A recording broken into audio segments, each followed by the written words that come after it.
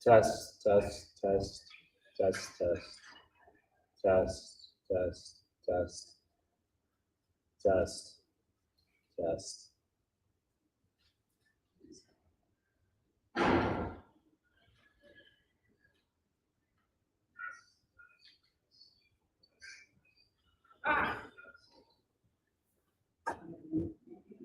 Eat it? Okay.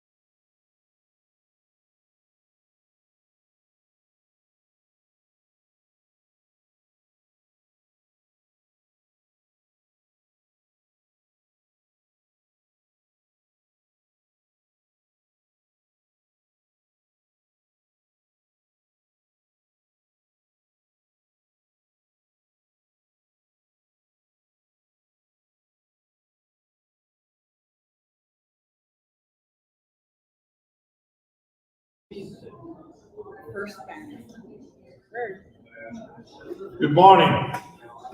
Before we begin the meeting, I'd like to remind everyone that in the event of an emergency, exits are the back two doors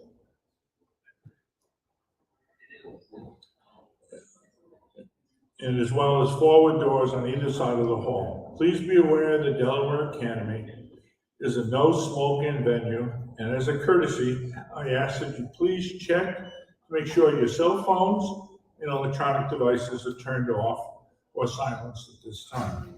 I'd like to welcome all of you. Good morning and welcome to your Delaware County Electric Co-op's 80th annual meeting. My name is Rusty Peck, and as president of the board of directors, I officially call this meeting to order. At this time, I'd like to ask Deb Flem to lead us in the invitation.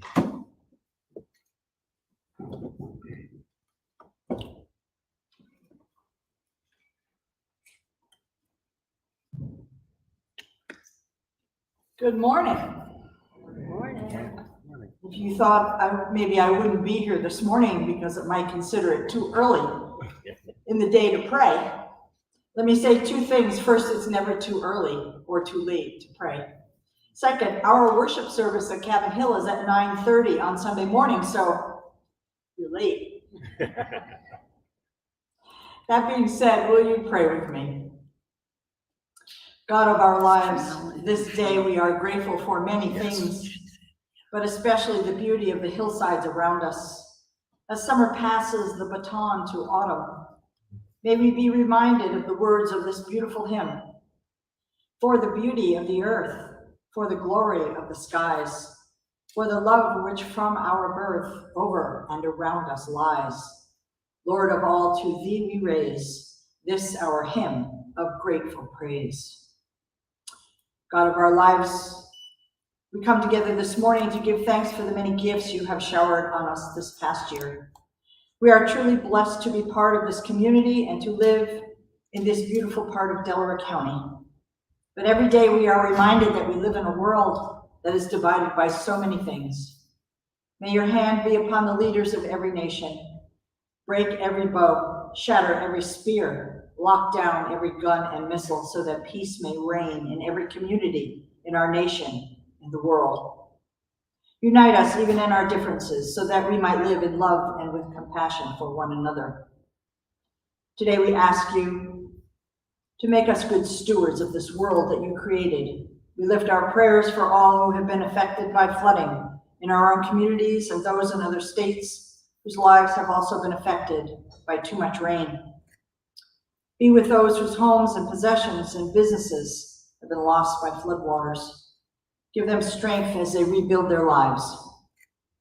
Even though we did not break bread together in the same way we have in the past this morning, and we have to adjust to something new, we thank you, O God, that we are still able to come together in fellowship with one another, where we can renew old acquaintances and meet new friends. This morning, we give thanks for our electric cooperative. It has been a difficult month dealing with rain and wind and downed trees and power outages. We are profoundly grateful for the dedicated office staff and linemen who work all hours of the day and night to provide us with the energy that powers our lives 24 hours a day, 7 days a week. Be with us now as we move through the business before us. Keep us focused and forward-thinking in our discussion and in our voting. Be with each of us in the coming year. Bless us each day with your love and your grace. Amen.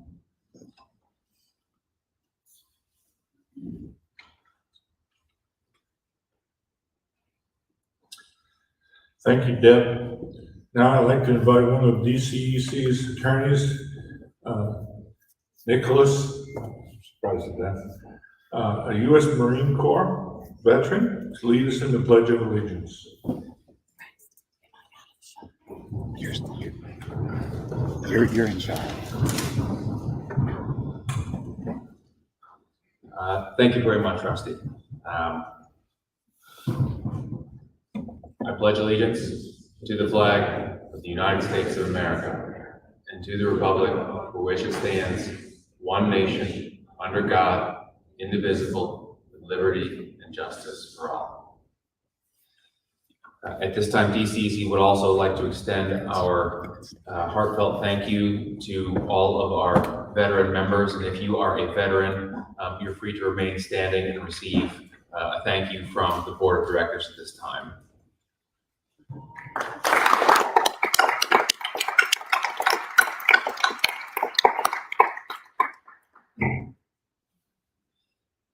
Please, I apologize, I'm going to have to make you get up and down one more time. Please remain standing for the national anthem.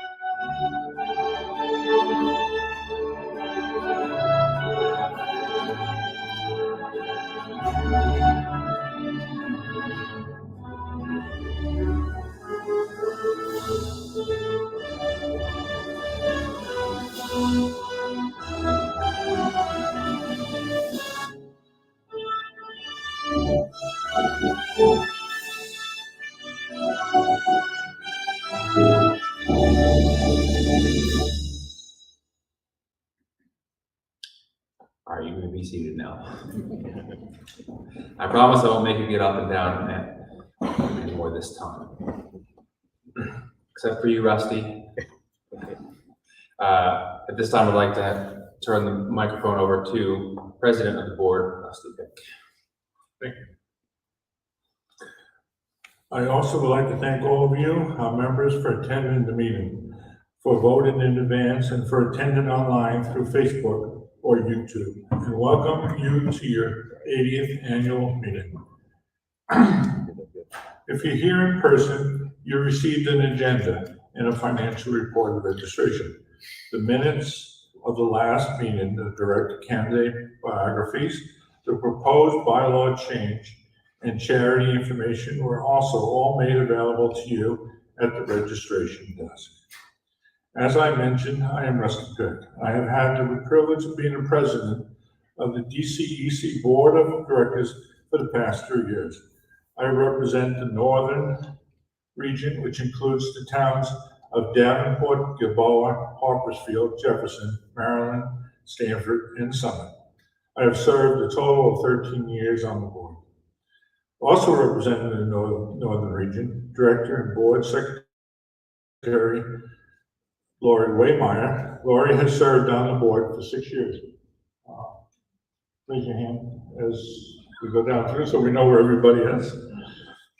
Representing the southern region in the towns of Andes, Colchester, Masonville, Middletown, Sydney, Tompkins, and Walton, we have a Director and Board Vice President, Jeff Russell, who also served on the board for the last 6 years. Just to make sure we clarify, he's also the Vice President. Director Pat O'Brien, who is finishing his first year on the board, also represents that area. Representing the central region, including the towns of Lavina, Delhi, Franklin, Hamden, Courtright, Meredith, we have Director and Board Treasurer Ed Furgal, who has served on the board for the last 2 years. Director Dave, who's finishing his first year, I'm going to cheat, first year on the board. Lastly, Director Steve Olds has represented the central region for the past 32 years. During this time, Director O has served as board president for 7 years and has chosen to let some new blood take his place on the board. Steve, I really want to thank you for your support. And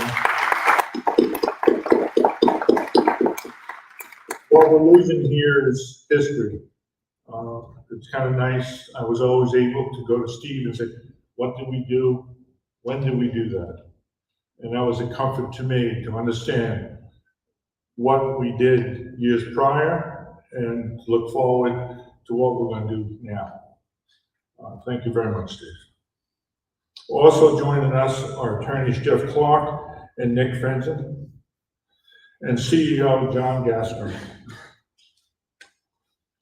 This morning we recognize the following special guests: the Dairy Ambassador, Delaney McKean, DTC and MTC, UDIG, Rosemary Farm Sanctuary, and Masonville Connects, Jefferson Historical Society. I've just got to say, Jess Viconi and her team do a great job putting together the videos in support of this meeting. Thank you, Jess and your team.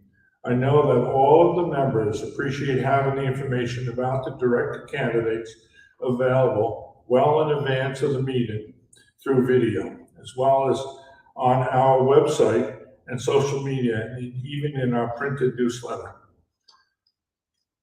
This gives all of the members ample opportunity to review everything to be voted on.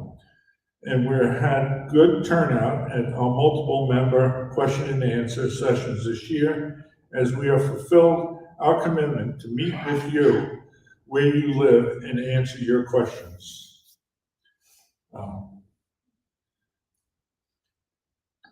As board president, I am happy to report that despite the terrible weather that we have experienced and the impacts of the emerald ash borer, the cooperative continues to be in a sound position.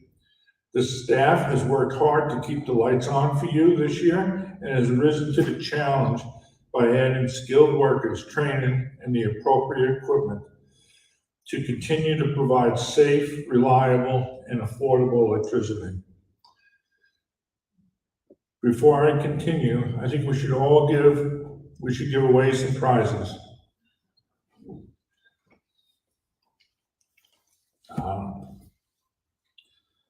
Winner of the $50 bill credit, Stephen Tate.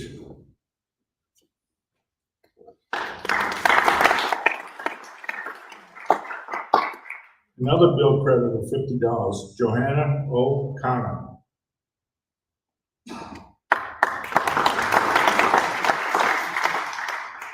Winner of UPS, I have no clue what that is. Uninterruptible power. Oh, the power supply, Sean Hotwell. What about past directors? Thank you very much. Congratulations to our first round of winners. If you are here in person, you can pick up your prizes at the prize table in the lobby. Otherwise, we will contact you to get your prize to you. Next order of business on the agenda is the appointment of tellers. I am pleased to report that Susan Kenneth, Meg Hungerford, Lorna Pierce, and Mark Rosley have volunteered and selected to serve as ballot tellers this morning. Thank you. Prior to the beginning of the meeting, the absentee ballots were counted by the tellers. If you'd like to witness the counting of the in-person ballots, please report to the lobby when the ballots are collected. And now I'd like to ask our board secretary, Lori Waymeyer, to advise on the determination of quorum and to present the meeting notice, the minutes of the prior meeting. Lori? Thanks, Rusty. Good morning. According to the DCEC bylaws, a quorum for a meeting of members is achieved when 50 or more members are in physical attendance, participating electronically, or have cast an advance ballot. This morning, I am pleased to report that we have successfully achieved a quorum. The official notice of this meeting was provided in the July special edition of the Catskill Highline, the official newsletter of the cooperative. Meeting materials were also distributed this morning, as well as being available on the DCEC website. Copies of the minutes of the 2023 annual meeting were made available to you at the registration table this morning. In interest of saving time, I would accept a motion to dispense with the reading of the minutes. Is there a second? Thank you. Any discussion? All in favor, say aye. Aye. Any opposed? Thank you. I think I'd like to give away some prizes too. So I think these are right here. Bill has it. Oh, Janelle. Thank you, thank you, thank you. A winner of a $50 bill credit, Derek and Patricia Golden.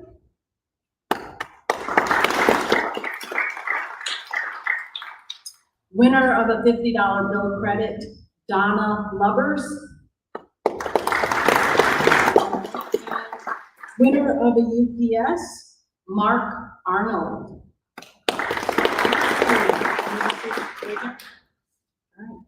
Thank you. I will now turn over the podium to DCEC's treasurer, Edward Burgle. Ed?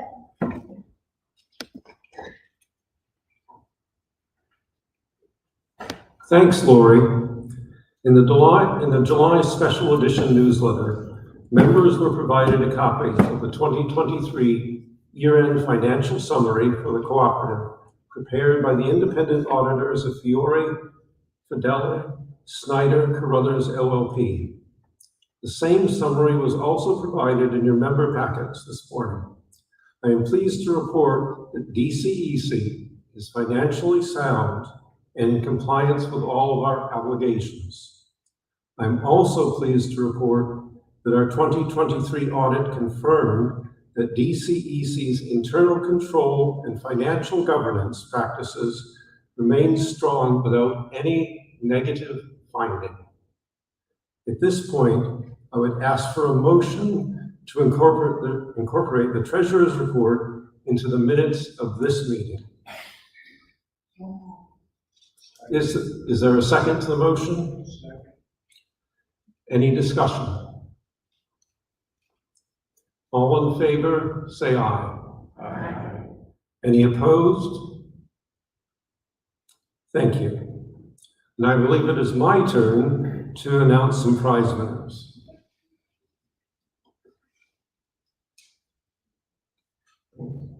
There's a $50 bill credit for Dennis West, another $50 bill credit for Patricia Coro, and a winner of UPS for Lorna Pierce.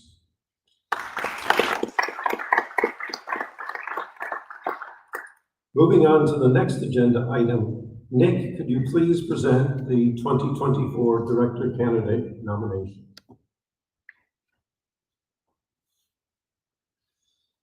Thank you, Ed. Notice of director elections was provided in the Catskill Highline newsletter, on bill inserts, and on the DCEC website.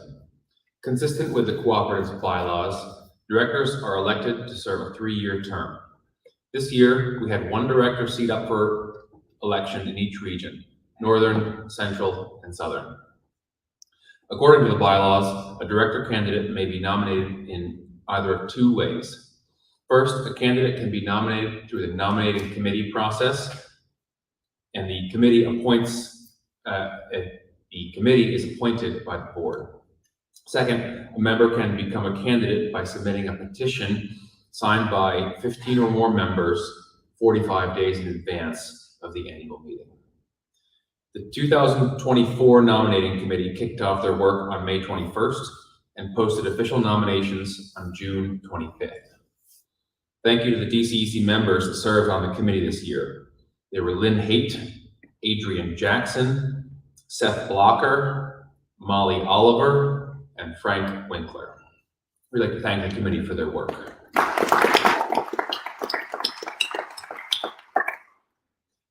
The committee nominated Lori Waymeyer for the Northern Region, 2 candidates in the Central, Ross Gill and Ed Griswold, and nominated Jeff Russell for the Southern Region. Biographical briefs for the candidates were provided in the July special edition of the Catskill Highline newsletter and on the DCEC website. The candidate biographies were also available to you at registration, and I believe are still available at the desk should you still need one. Additionally, director candidate statement videos were made available on our website, on social media, and on the TV screen in the hallway this morning. The nominations are now considered closed. We therefore have 4 candidates for 3 board seats. It's now time to cast your ballots for the director candidates. Please take out your green ballot that you received on registration. Please vote for 1 candidate in each of the northern, central, and southern regions. You are not limited to voting only within your region. Your green ballots also list the local charities to receive a total of $1,000 donated by DCEC and $1,000 from CoBank's Sharing Success program. Please mark your ballot for 1 charity. The organization with the most votes will receive $1,000, second place will receive $600, and third place $400. Please take a moment to make your selection for 1 charity, with your options being Rosemary Farm Sanctuary, Masonville Connects, or the Jefferson Historical Society. Descriptions of the 3 charities were made available to you at the registration desk and have been posted on our website, social media, and on the television screen in the hallway this morning. The next item on the agenda is the proposed bylaw change. Your green ballot also has your option to vote on our proposed bylaw change. Bylaw seeks to clarify the process of seeking nominees for board vacancies. The proposed bylaws change was made available to you at the registration desk, published in the July special edition of the Catskill Highline, and was posted on our website and social media.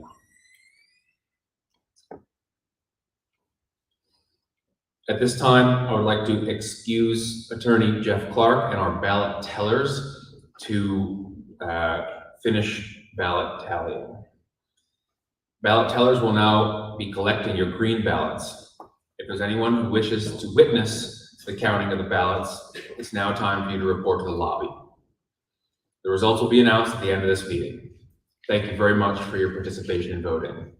Yes, ma'am. Just a question. I think in the past we got to hear from the directors so that we could be more informed about making our vote. And of course, I know their bios are in the newsletter, but it's nice to really see a face and hear from them. They were. Are we not doing that anymore? So the director candidates were in the cafeteria this morning, where we did more of the engagement process. And then we've had the business meeting here, and so they were available this morning. I apologize. Thank you. I'm going to give the tellers a moment to come by and collect all of our ballots. If you still have yours, please just hold it up so they can see where they have to still get to.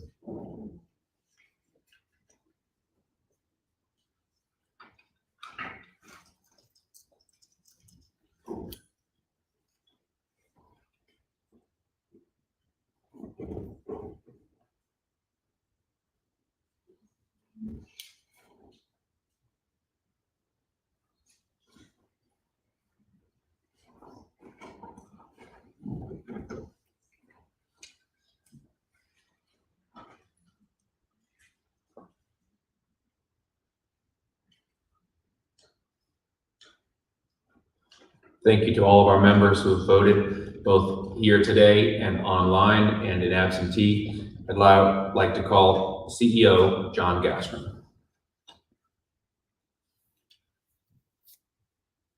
Thank you, Nick. My name is John Gastron, and I'm very excited to be here with you today at the DCEC 80th annual meeting, and my 3rd annual meeting since taking the reins as CEO. I want to thank all of you, the members, for coming to support us and for participating via live stream or by advance voting. I also want to thank our board of directors for their service to the cooperative, as well as our dedicated staff who have worked so tirelessly to prepare and facilitate this meeting. I also want to thank the staff and administration of Delaware Academy for hosting our meeting and our 3 charities, along with UDIG, DTC, and the Dairy Ambassadors for your engagement in the lobby and hallway this morning. Here at DCEC, we're very passionate about engaging with you, our members. In addition to our question and comment session held earlier this morning, we've had 5 other planned events where we have made co-op staff, including myself, available to answer your questions and address your concerns. We've held them on weekday mornings, afternoons, and evenings, as well as during weekends, to try to provide opportunities for everyone that wants to come and talk with us to be able to attend. We've also worked hard to engage the youth of our community. We were excited to have Delaware Academy, then senior Aaron Coppersmith, accompany us to the National Rural Electric Cooperative Association's annual meeting this year, and are looking forward to future youth engagement this coming year. A little bonus trivia for you, the youth tour pamphlet that's in the bags that you got at registration, Aaron designed those pamphlets for us. If you have a high school junior in your household, please watch our newsletter and social media channels for more information about applying for the youth tour. Now, speaking of amazing young people, I'd like to pause and invite Delaware County Dairy Ambassador Delaney McCann to take the podium. Delaney is a junior at Delaware Academy, and she and her parents, Daniel McCann and Stephanie Trask, reside in Delhi. Delaney has been active in dairy production for 4 years and actively showing cows for 10 years. Delaney, we appreciate you and your ambassadors providing us with milk punch this morning and being here to support our event. Please join me in welcoming Delaney McCann.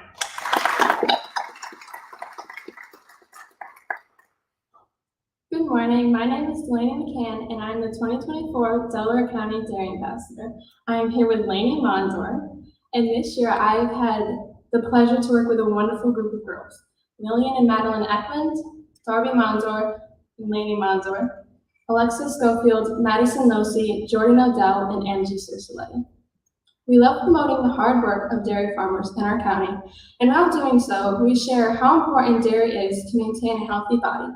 Milk contains 13 essential nutrients that all have different roles, but ultimately work together to help the body grow. The idea that all you need is dairy is one of our favorites because dairy farmers play a huge role in our community. Without them, we wouldn't have most of our food we need to feed our families and ourselves. For so many years, farmers have been doing so much for us, and our job is to make sure that we get the appreciation and attention they deserve because we truly value everything they give to us and we appreciate everything they do. Thank you.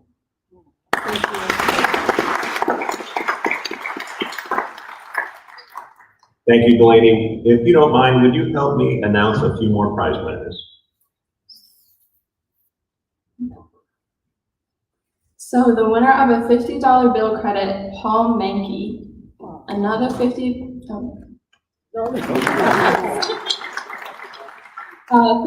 bill credit to Francis Storm.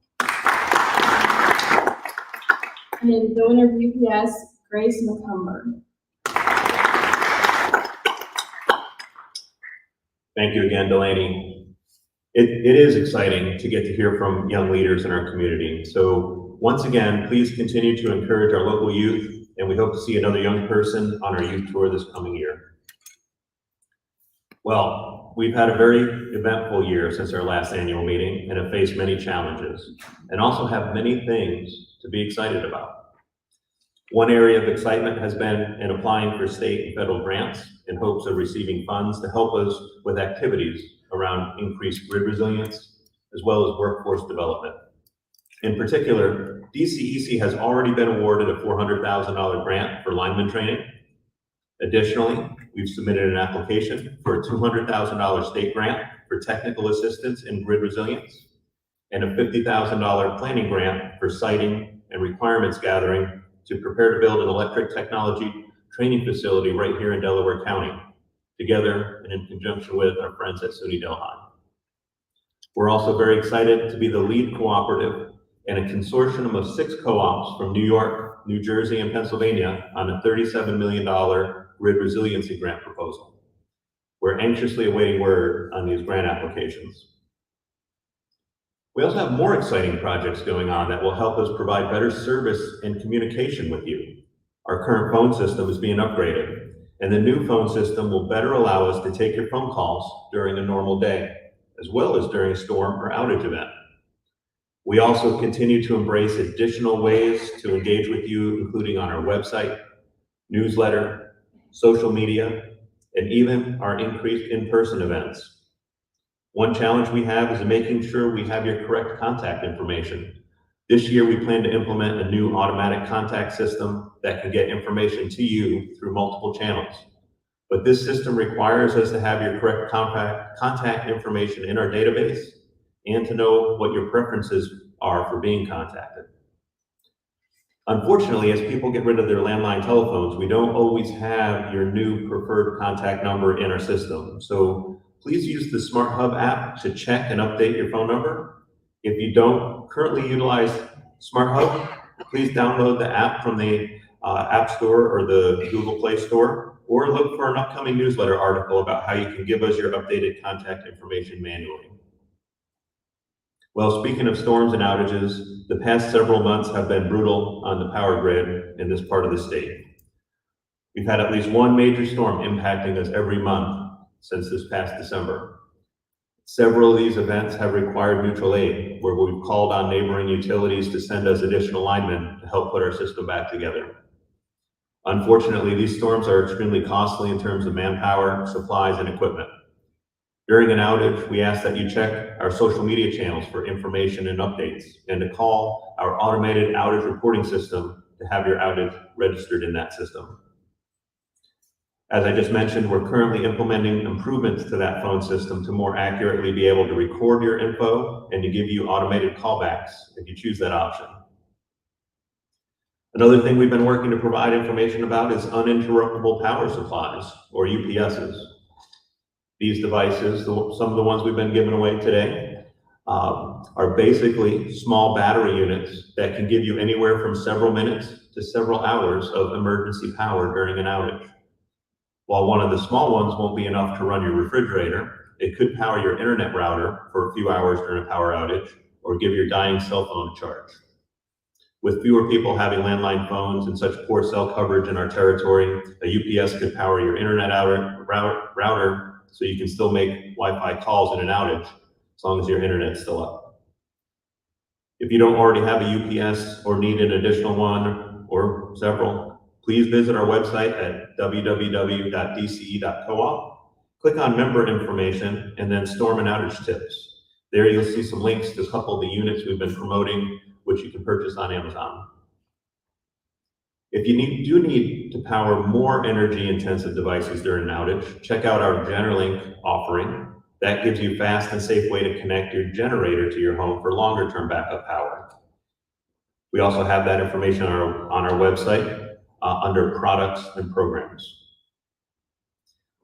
When we are in an outage, I know a lot of people like to post information on Facebook, get feedback on how the restoration efforts are going. Please don't post your specific location of where you are in Facebook messages. This is a safety concern for you. But also we can't get that information from Facebook into our outage system. So while we try to deliver information, and Facebook is just one of those methods for delivering information to you, during a storm, we'll try to post updates. We can't monitor every single response. We try to do our best, but we can't get that information into our system. So if you have an outage, please call the automated outage line to get it registered. That helps us pinpoint and also get back to you when we're able to do that. Also, during an outage, I know people want to help us. Please do not go out and try to patrol the lines on your own. This is extremely dangerous. We appreciate the desire to help, but a down power line can electrocute someone from several yards away. And with the nearly 100% kill off of ash trees in this area, the risk from falling trees in a storm is extremely high. Yes, unfortunately, the emerald ash borer has already killed or will soon kill every ash tree in the area. I know some members are upset that we're proactively taking down such a large percentage of ash trees that we come across, when we're maintaining rights of way. However, both Cornell Cooperative Extension and the USDA confirm that nearly all the ash trees in the area will be dead within the next couple of years. Please watch our newsletter and social media channels for information about how you can save seeds from our remaining ash trees now to try to save the species after the invasive beetle hopefully dies off. Another exciting project underway is the update of our metering system. Our current metering system had served us well for many years, but it utilizes an older technology and vendors no longer support that. Some of our recent challenges have been when meters don't send their readings to us automatically and we have to troubleshoot and repair technology that doesn't have replacement parts available. This increases our time to repair the system and in recent years has resulted in some more estimated reads. With our new metering system, we expect very few, if any, estimated reads with more reliable technology and better communications. We apologize to those of you who have gotten estimated reads recently or maybe still are as we work on transitioning to the new system. So this means you might see some DCEC personnel in your yard over the course of the next 2 years as we work to get these new meters deployed.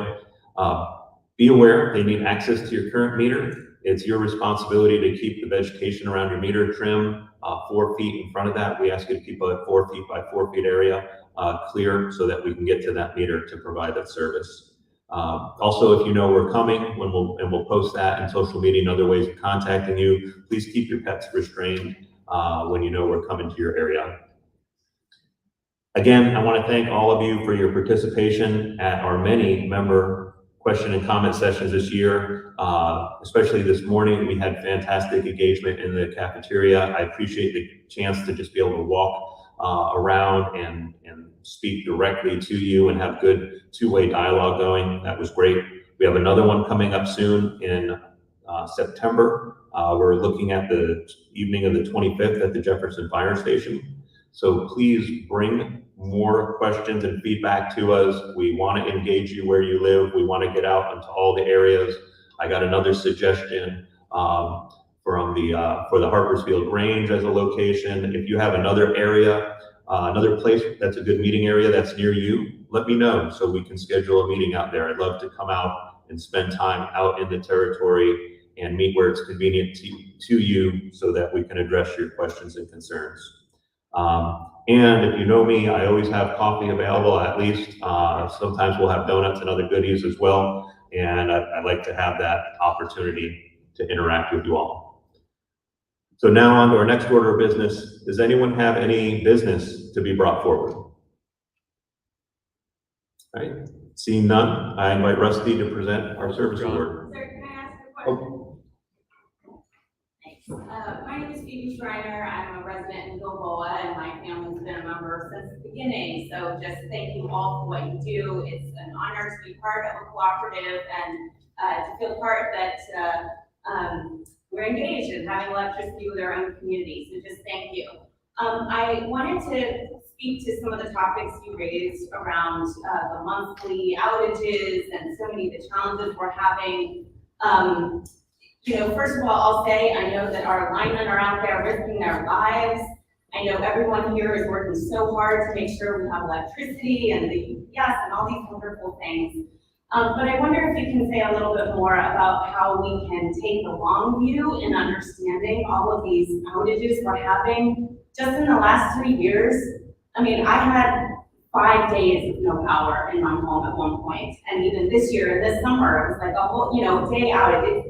It just seems constant. Of course, there's things we can't control between climate change, NYSEG having their outages, the ash board, etc. But my question is, how can we be proactive in taking the long view around, maybe there needs to be a much wider clearance around all the poles so that we don't have so many trees falling down on the lines. Or, I don't know, maybe there's a way to have almost like a National Guard structure of just people on reserve who can come in and help deal with those crisis moments. So I just wanted to ask if you can share a bit more about sort of the long view of how we can put systems in place to really address the many outages we keep having. Again, understanding many of them are beyond our control, like climate change realities and big storms, etc.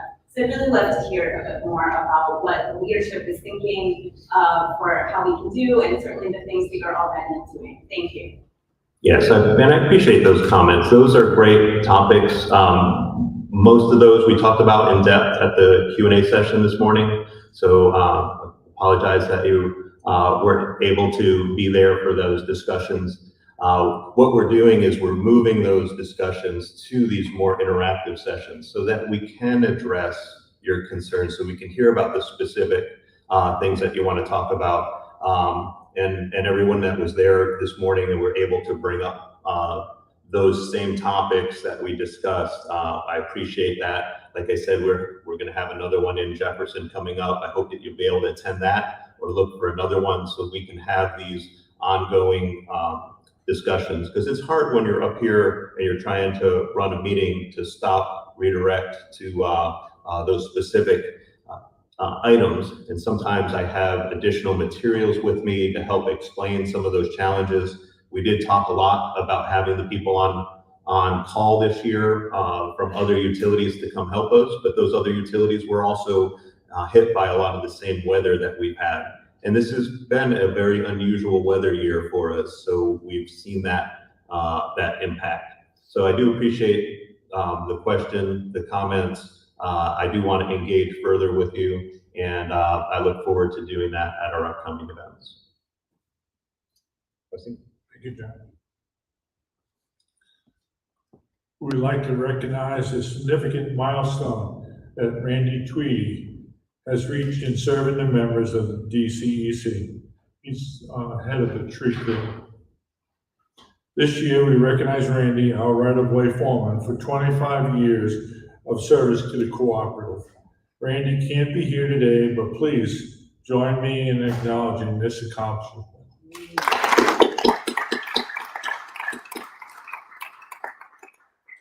Once again, we also thank Director Olds for his 32 years of service to the co-op.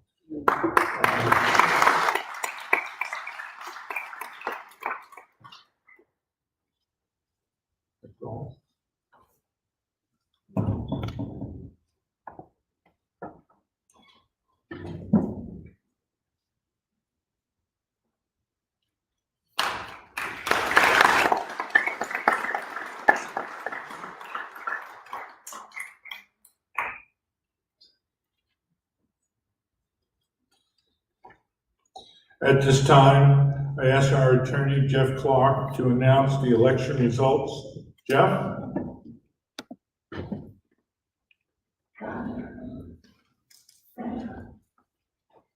Good morning.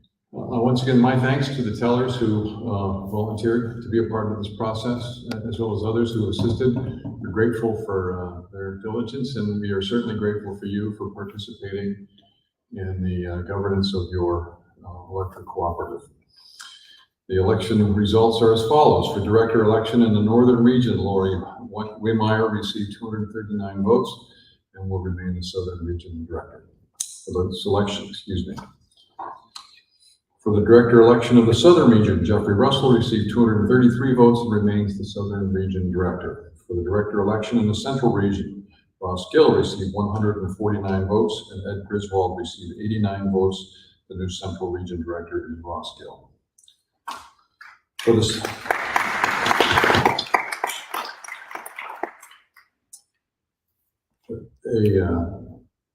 endorsement from me. I've been serving this board of directors for 14 years.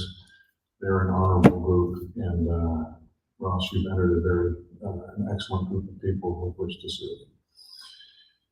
For the selection of a charitable organization, donations, Rosemary Farms received 101 votes and wins the first prize of $1,000.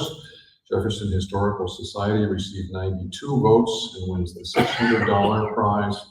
And Masonville Connects received 46 votes and wins the $400 prize. For the proposed bylaw change, there were 228 yes votes and 8 no votes. The proposed bylaw passes.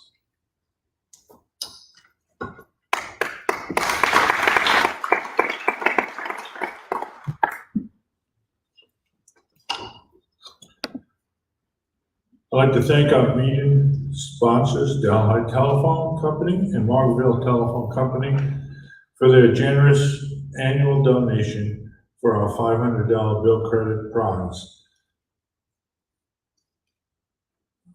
which we will announce in a moment.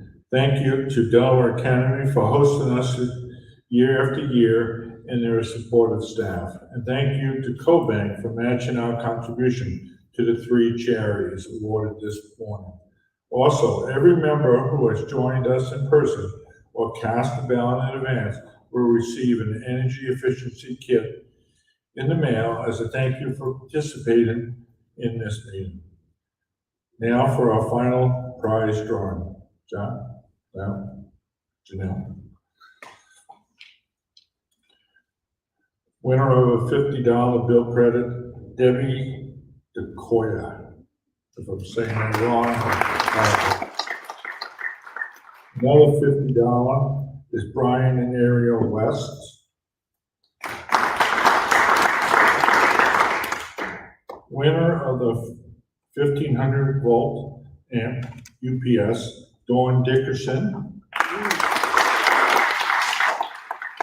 And the grand prize, $500 bill credit, Ruth Cleveland.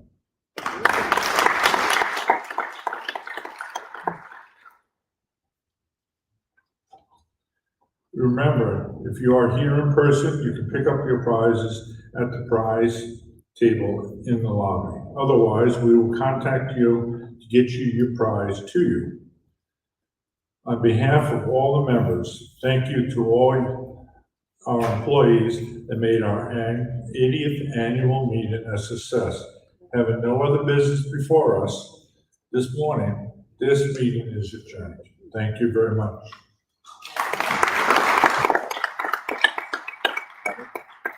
I'd like to thank also our staff and all the people who helped and worked on this project to put this annual meeting. Janelle, who keeps us in line and provides us with what we should be saying. Thank you very much, Janelle.